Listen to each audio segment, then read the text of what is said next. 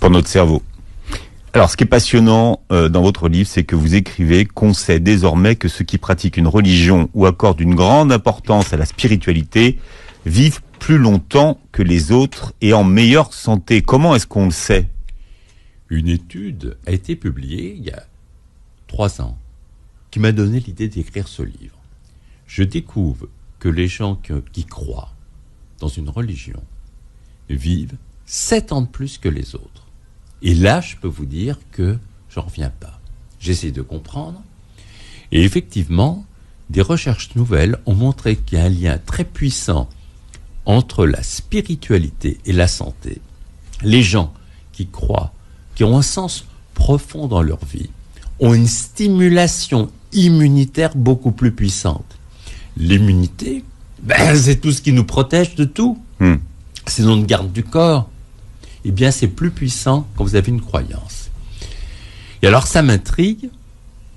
Et je décide d'écouter de comprendre les textes sacrés. Et je vous donne un exemple concret. Et c'est vraiment d'actualité. Dans l'islam, on est en période de ramadan en ce moment. Le ramadan, c'est extraordinaire. Parce que ça montre un lien très puissant entre la spiritualité et la santé. Vous savez, je suis adepte du jeûne séquentiel à pratiquer toute l'année. Et vous dites même que c'est une garantie d'avoir un poids stable. Oui, et au-delà. Tout le monde ne dit pas ça. Et au-delà. Ouais. À chaque seconde, on produit 20 millions de cellules pour remplacer nos cellules usées ou mortes. Et le risque d'errance de copie augmente avec l'âge, pouvant donner lieu à des cancers, des maladies d'Alzheimer.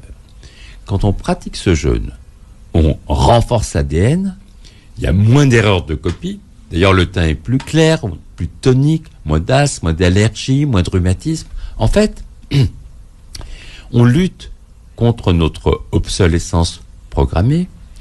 On laisse au corps le temps de régénérer, de se réparer. Vous savez, digérer, c'est pas rien. On fait travailler une dizaine d'organes. Le foie, les reins, le pancréas, le côlon, c'est une usine. Et tout se passe comme si dans une vie, il y avait un nombre de repas limités à prendre. C'est ça que vous expliquez dans votre livre, très bien. C'est qu'on a un nombre de repas limités à prendre. Absolument. Et alors, il y a eu plein de recherches récentes sur ce jeûne, dont un prix Nobel japonais il y a 3 ans. Qu'est-ce que ça montre ? Ce jeûne séquentiel augmente de façon considérable l'immunité. L'immunité, ça fait le ménage des cellules cancéreuses qu'on fabrique tous les jours, qui nous aident à lutter contre les virus. C'est ça qu'on appelle l'autophagie ? L'autophagie, c'est se débarrasser des cellules mortes ou malades qui déclenchent des maladies. Ensuite, ça fait chuter l'inflammation, porte d'entrée des maladies. Ça fait sécréter une petite molécule qui fait qu'on a une superbe acuité cérébrale, meilleure mémoire, on pense plus vite et on est de bonne humeur. Et enfin, ça fait sécréter l'hormone de croissance jusqu'à 3000%. C'est étonnant. C'est une hormone anti-vieillissement. Elle s'appelle comment Elle s'appelle comment C'est l'hormone de croissance. Ah, l'hormone de croissance. Et pour le cerveau, c'est BDNF. Vous avez des petites molécules. Alors, globalement, ce jeûne séquentiel, c'est très intéressant parce que Ramadan, en ce moment, montre à quel point il faut jeûner. C'est une ouverture extraordinaire. Et je veux dire que, en dehors de cette période de Ramadan, il y a d'autres jeûnes dans la religion musulmane qui continuent. Et quelque part, quand je me suis beaucoup intéressé au Coran, et j'ai beaucoup appris. Tu as rencontré des théologiens au Maroc. Et j'ai été rencontrer des théologiens au Maroc pour essayer de mieux comprendre. Et en fait, dans la religion, ça montre qu'on est responsable de son corps. On est comme locataire de son corps, on doit en prendre le plus grand soin. C'est un dépôt, quoi. On a le corps en dépôt. On est en dépôt, on est responsable. Et quelque part, le Ramadan correspond à une forme de purification intérieure.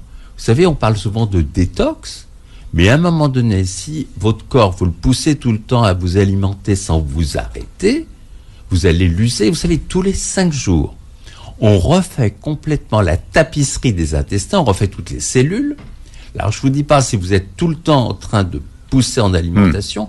Vous savez, aujourd'hui, en France, on meurt pas de carence ou de faim, on meurt d'excès.